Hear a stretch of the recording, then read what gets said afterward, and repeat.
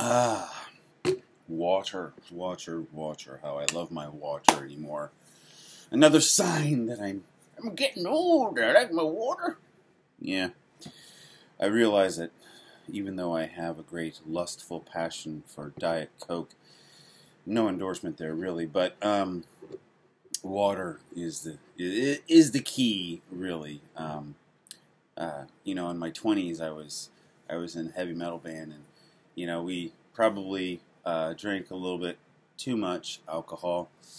And now in my 40s, I'm concerned that I'm drinking a little bit too much Diet Coke. Another sign, I'm getting old age. So, good morning.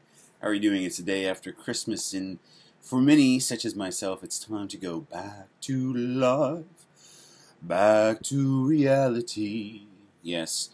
Though I know many work through the holidays, and I thank you very much. And I didn't go to any stores. Well, I shouldn't take that back. I went to a store on Christmas Eve. But I really think everybody should have Christmas off. And I think it would do best if we just didn't shop and prepared and didn't have to go to gas stations and such. I really think, but that's just my personal opinion. So I'm going back to work today, and it's kind of like back to life, back to reality, all that good stuff. Today I'm going to be reading from Matthew chapter 10, 17 through 22. Jesus said to his disciples, "Beware of men, for they will hand you over to the courts and scourge you in their synagogues, and you will be led before governors and kings for my sake, as a witness before them and the pagans. They will hand you over. Do not worry about what you are to speak or what you are to say.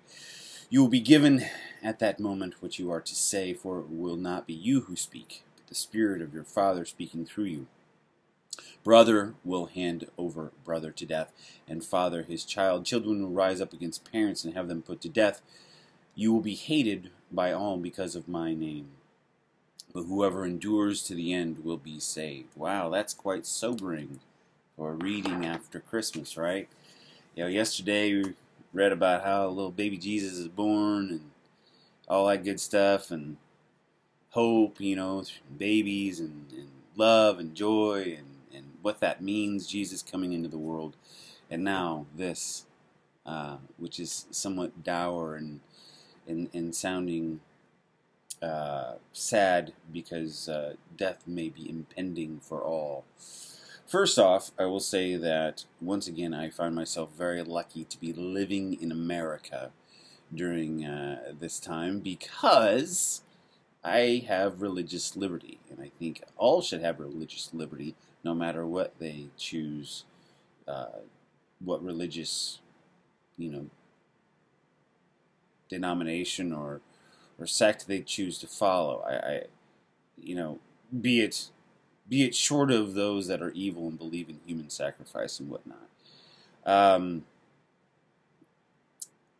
But this is rather sobering, just like, the going back to work the day after Christmas. You've got real life to look at. And sometimes, it's funny, I was kind of reflecting upon it last night. Through the Advent season, I had received some random acts of kindness. And I chalk that up to the season. I chalk that up to Advent and the season that leads up to Christmas. And it's like after Christmas, it might hang for a little bit, but then everybody goes back to, "Oh, bull humbug, get out of my way. Stop driving the speed limit in front of me in the right-hand lane. Just pull off in emergency parking." I don't know why I drifted into that accent. Sorry. I don't think, I don't know. I guess I'm part Irish, and it just decided to evoke itself. So I guess the challenge is to hold on to that love and that joy, first off. Hold on to that love and that joy, and continue to try to commit random acts of kindness to others, to spread the joy of, Jesus's good news, to spread that gospel, to go out and bear witness. And, when we fall on our face and we act like an idiot, to apologize. it was so beautiful last night because I always make my children apologize. You know, they take toys from one another, they fight, and I always make them come together like, okay, look each other in the eye, and it's so hard. You know, out of the corner of their eye, they're looking each other in the eye, and I make them say they're sorry, and I make them hug, and I make them say they love each other because I know they love each other. And last night it was so inspiring because my mom and my dad were over. And there was a dispute. I was washing dishes in the kitchen. Yes, I believe in helping, you know, in women's work. I hate that word, women's work. But anyway, I was in the other room washing dishes after dinner with my oldest.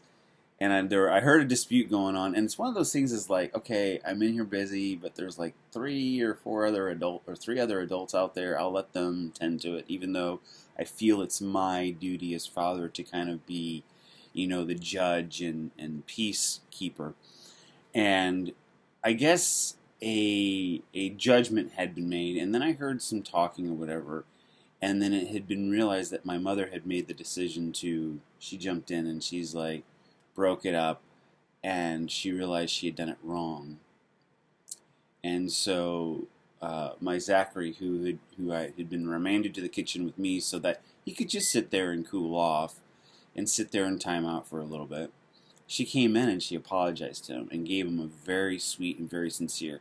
And I thought that was just absolutely beautiful because it was showing my children that my mother, who kind of comes off as like a really strict and stern woman, is really, you know, is honest and fair and loving. And she came in and she was so, you know, she's like, I'm sorry, I was wrong. You know, I just thought it was absolutely amazing.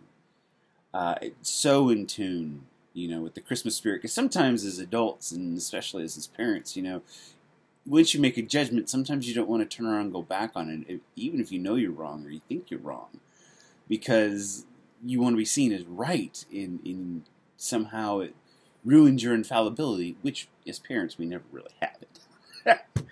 But you know, so anyway, getting back to this reading, you know, I like this reading because it kind of reminds me, okay, today I need to go out and stick with that joy of Christmas, even in the face of how the culture might change now that Christmas is over. As a Catholic, I'm in the season of Christmas, and so Christmas is still going on. You know, it's not like, you know, we're handing out presents every day and stuff like that, but we're still in that season of Christmas where, you know, we don't switch back to ordinary time really all that quickly. It's a short season, but it's, you know, it's getting back to the reading. I need to hold on to that joy. I need to hold on to that good news and persevere and be prepared that the world is maybe going to shift gears now that some of the trees are coming down and the wrappings are being thrown away and the gifts are being stored away and whatnot. And so I need to look for ways to continue to hold on to that joy and bring happiness to others, and to, most importantly, bring the gospel in its happiness to others. And to not always worry about what to say, but to just let God lead and to surrender and merely serve my fellow man so that God may serve me and give me the words that I need to speak and do. And will I fail? Yeah. Will I fall on my face? Yeah. And, you know, that's what I ask for forgiveness. I go to confession as a Catholic, you know. That's why I pray daily and I try to read and study daily so that I can stay focused and not, you know, drift off into that, you know, field of weeds where it's easy to get lost. I don't know. That's all I've got to say about that.